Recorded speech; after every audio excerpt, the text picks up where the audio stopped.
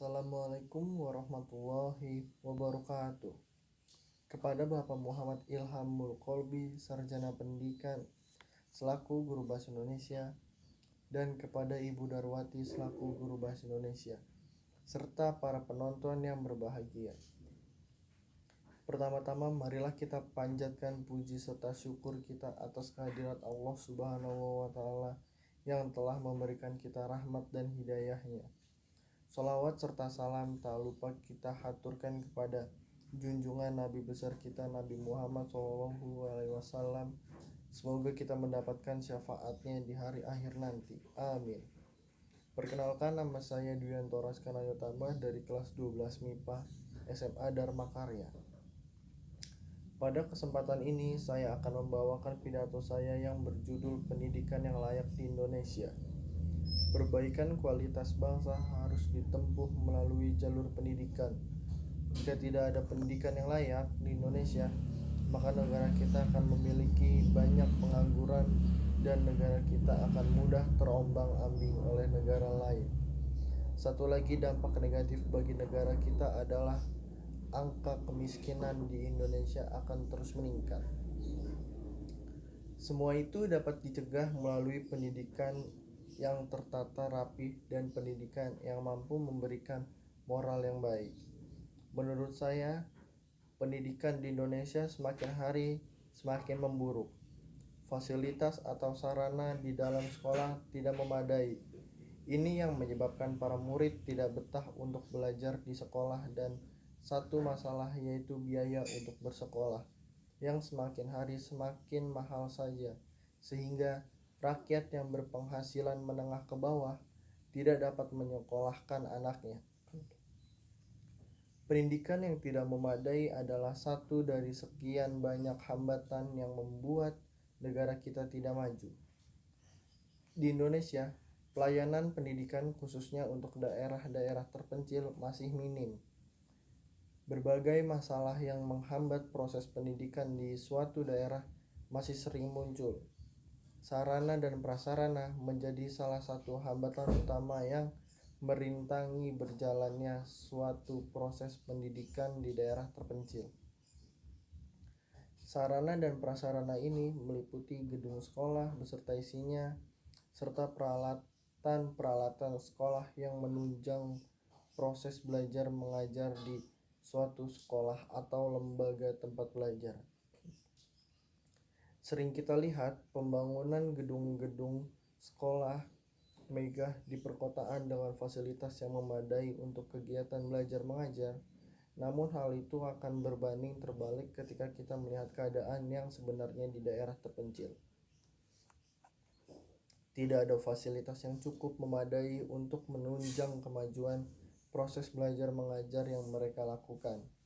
Gubuk-gubuk reot yang mereka sebut sebagai gedung sekolah tidak mampu memberikan fasilitas yang memadai sebagaimana sekolah-sekolah normal pada umumnya.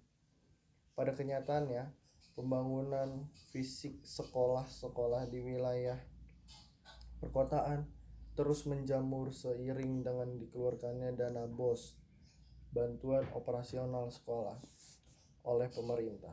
Sayangnya, perhatian pemerintah tentang pendidikan yang disalurkan lewat dana BOS tersebut tidak begitu nyata dirasakan dampaknya oleh masyarakat atau sekolah-sekolah di daerah pedalaman atau daerah terpencil. Gembar-gembor dana BOS yang dijanjikan oleh pemerintah membahana ke seluruh pelosok negeri. Namun pada kenyataannya, wujud fisik dari dana BOS tersebut tidak pada sekolah-sekolah di daerah terpencil. Hal ini terjadi biasanya disebabkan oleh masalah-masalah klasik seperti hambatan pada transportasi dan komunikasi. Selain itu, hambatan dari manusianya sendiri sering menjadi salah satu alasan pendistribusian dana BOS yang tidak tersalurkan.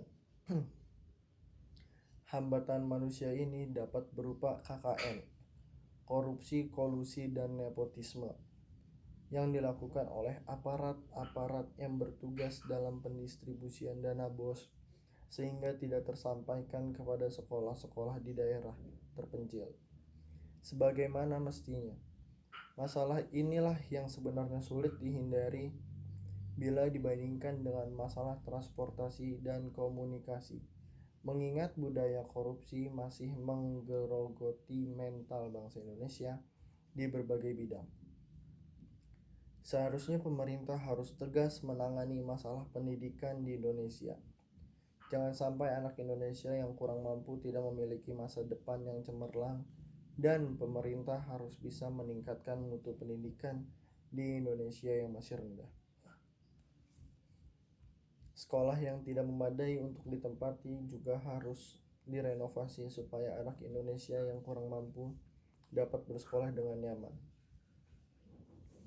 Pemerintah juga harus memberikan bantuan-bantuan seperti buku, baju, sekolah, alat tulis secara gratis kepada anak yang kurang mampu, serta memberikan beasiswa kepada anak yang cerdas.